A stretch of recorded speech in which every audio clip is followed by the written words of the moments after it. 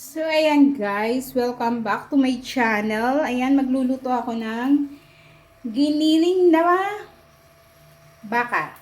Yan po ang aking mga ingredients. Na-ready ko na. Tapos, lalagyan ko siya ng kinuki mushroom. Ayan. At saka, may kaunting sayote.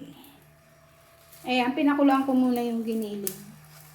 Para lumabas yung kanyang mantika. Para hindi na ako gagamit ng mantika. Ayan. Antayin lang natin magmantika. So, ayan guys, nagmamantika na ang ating giniling. Ilalagay ko na ang bawang. Ilalagay na tayo ng bawang. Kuha lang akong konti. Ayan. Tapos sibuyas. Ayan. So, may isa pa rin akong lulutuin. Madami naman yan. At saka, kamatis. Yan, pagsabay-sabayin na natin. Ganun din naman yan.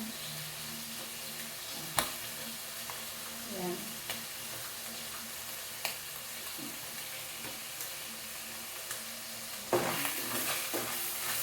Pagsabay na natin. Hanggang sa lumabas yung aroma ng mga ingredients na inilagay natin, guys. Ayan, lumabas na yung nagisa na yung kamatis. At ilagay na natin ang beans.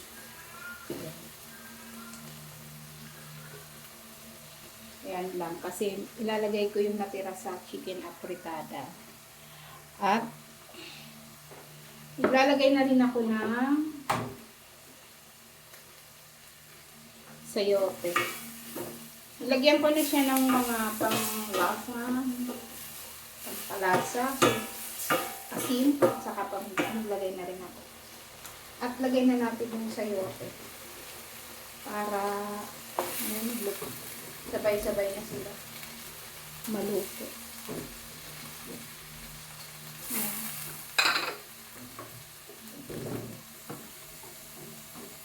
Isang maliit na sayote lang ang nilagay ko, guys.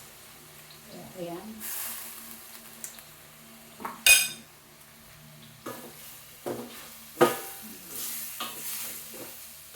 Okay lang yan na maraming gulay kasi hindi naman ako nakain ng kanin. Nagbabawas ako ng kanin. Kaya ayan ang ating giniling na kaunti pero ang daming gulay. Healthy naman yan. Lagay na rin natin itong kinuki mushroom para magsabay-sabay na sila. Ayan.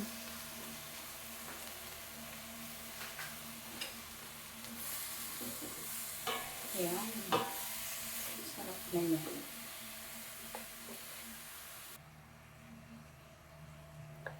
So, ayan guys. Takpan natin para maluto siya ng gusto. Ayan, balikan ko kayo mamaya. Ayan, tingnan na natin. Nagtubig na siya.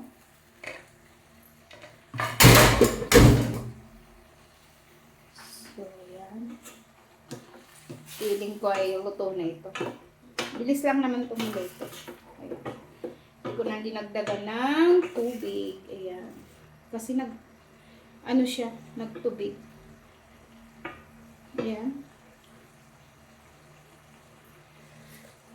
Ay, okay na. May mga pampalasang sangkap na ito. Yung lamang guys, thank you very much. Please like, share, and comment. Sana wag po kayong magsawang panoorin ang aking mga ina-upload. Thank you. Bye-bye.